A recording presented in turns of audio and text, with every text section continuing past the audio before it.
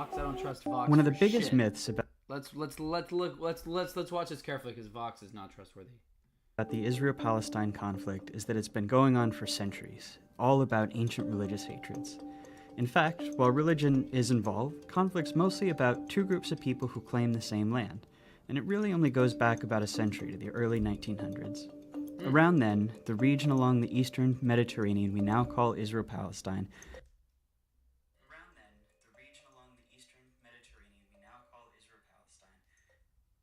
been under Ottoman rule for centuries, was religiously diverse, including mostly Muslims and Christians, also a small number of Jews who lived generally in peace. It was changing in two important ways. First, more people in the region were developing a sense of being not just ethnic Arabs, but Palestinians, a distinct national identity. At the same time, not so far away in Europe, more Jews were joining a movement called Zionism, which said that Judaism was not just a religion, but a nationality, one that deserved a nation of its own. And after centuries of persecution, many believed a Jewish state was their only way of safety and saw their historic homeland in the Middle East as their best hope for establishing it. In the first decades of the 20th century, tens of thousands of European Jews moved there. After World War I, the Ottoman Empire collapsed, and British and French empires carved up the Middle East, the British taking control of a region it called the British Mandate for Palestine. At first, the British allowed Jewish immigration, but as more Jews arrived, settling into farming communities, tension between Jews and Arabs grew. Both sides committed acts of violence, and by the 1930s, the British began limiting Jewish immigration. In response, Jewish militias formed to fight both the local Arabs and to resist British rule. Then came the Holocaust, leading many more Jews to flee Europe for British Palestine and galvanizing much of the world in support of a Jewish state. In 1947, as sectarian violence between Jews and Arabs there grew, the United Nations approved a plan to divide British Palestine into two separate states. One for Jews, Israel, and one for Arabs, Palestine. As in Arabs there grew, the United Nations approved a plan to divide British Palestine into two separate states. One for Jews, Israel, and one for Arabs, Palestine. The city of Jerusalem, where Jews, Muslims, and Christians... 2022 documentary Tantura, okay? We'll do that next. How do I pin? Sid Adelaide, thank you for supporting this conversation. We'll do that next. Christians all have holy sites, was to become a special international zone.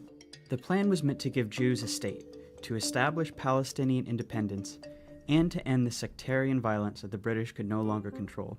The Jews accepted the plan and they declared independence as Israel. But Arabs throughout the region saw the UN plan as just more European colonialism trying to steal their land. Many of the Arab states, who had just recently won independence themselves, declared war on Israel in an effort to establish a unified Arab Palestine where all of British Palestine had been. The new state of Israel won the war, but in the process they pushed well past their borders under the UN plan, taking the western half of Jerusalem and much of the land that was to have been part of Palestine. They also expelled huge numbers of Palestinians from their homes, creating a massive refugee population whose descendants today number about 7 million.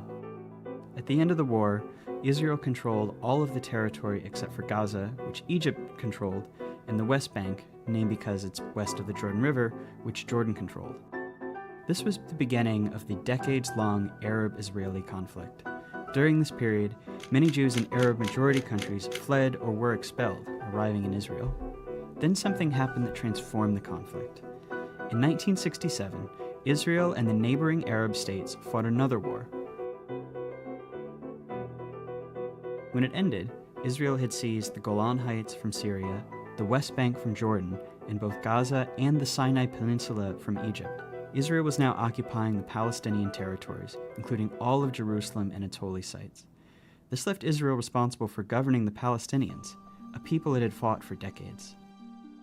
In 1978, Israel and Egypt signed the US-brokered Camp David Accords. Shortly after that, Israel gave Sinai back to Egypt as part of the peace treaty. At the time, this was hugely controversial in the Arab world. Egyptian President Anwar Sadat was assassinated in part because of outrage against it. But it marked the beginning of the end of the wider Arab-Israeli conflict. Over the next few decades, the other Arab states gradually made peace with Israel, even if they never signed formal peace treaties. But Israel's military was still occupying the Palestinian territories of the West Bank and Gaza, and this is when the conflict became an Israeli-Palestinian struggle. The Palestinian Liberation Organization, which had formed in the 1960s to seek a Palestinian state, fought against Israel, including through acts of terrorism. Initially, the PLO claimed all of what had been British Palestine, meaning it wanted to end the state of Israel entirely. Seeing people with machine guns, like, this is what I used to think of all Islamic people, is this.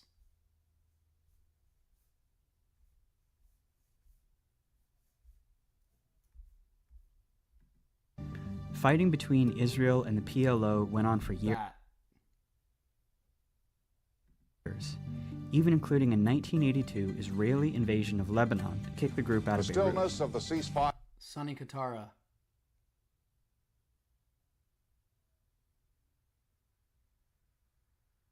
Wow.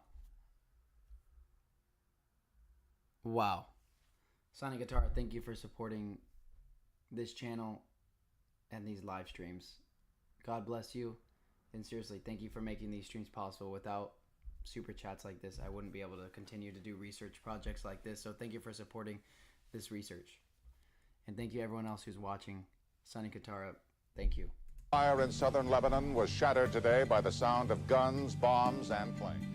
The PLO later said it would accept dividing the land between Israel and Palestine, but the conflict continued. As all of this was happening, something dramatic was changing in the Israel-occupied Palestinian territories.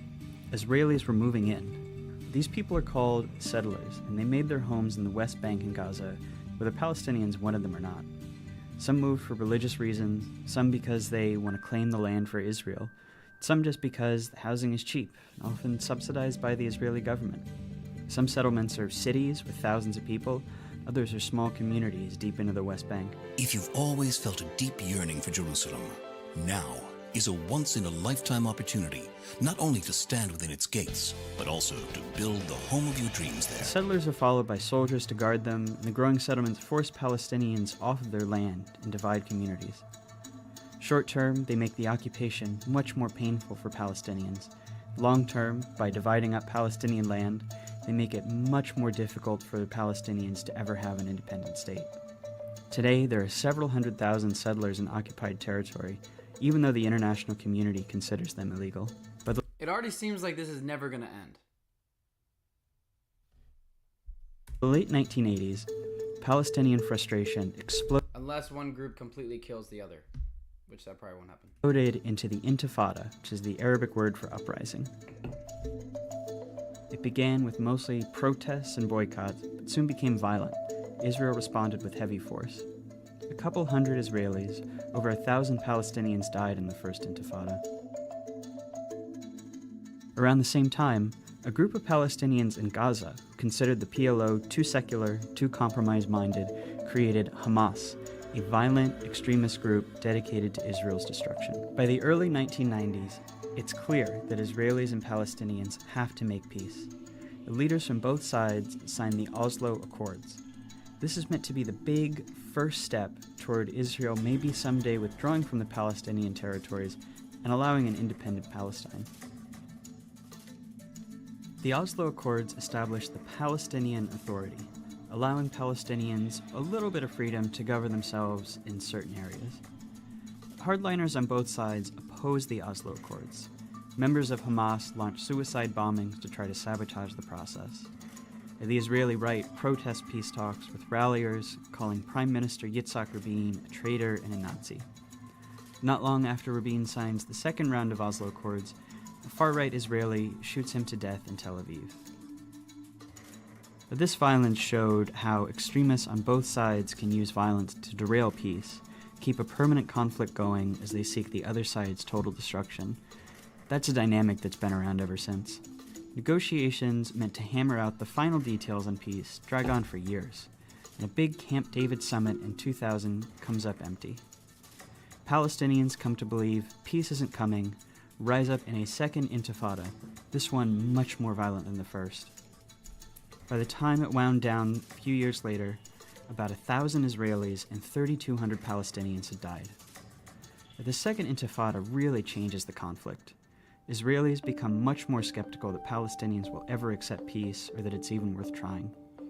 Israeli politics shift right, the country builds walls and checkpoints to control Palestinians' movements. They're not really trying to solve the conflict anymore, just to manage it. The Palestinians are left feeling like negotiating didn't work, and violence didn't work, and that they're stuck under an ever-growing occupation with no future as a people. That year, Israel withdraws from Gaza. Hamas gains power, but splits from the Palestinian Authority in a short civil war, dividing Gaza from the West Bank. Israel puts Gaza under a suffocating blockade, and unemployment rises to 40%. This is the state of the conflict as we know it today. 40%. It's relatively new, and it's unbearable for Palestinians. In the West Bank, more and more settlements are smothering Palestinians. Again, this video often was respond recorded with protests, and sometimes with made violence. 8 years ago. The most just want normal lives. In Gaza, Hamas and other violent groups have periodic wars with Israel. The fighting overwhelmingly kills Palestinians, including lots of civilians. In Israel itself, most people have become apathetic. For the most part, the occupation keeps the conflict relatively removed from their daily lives, with moments of brief but horrible violence. There's little political will for peace. No one really knows where the conflict goes from here. Maybe a third intifada, maybe the Palestinian Authority collapses. But everyone agrees that things as they are now can't last much longer. Israel's occupation of the Palestinians is too unstable to last, and that unless something dramatic changes, whatever comes next will be much worse. Yeah, they called it. That was 8 years ago. Did they not call it?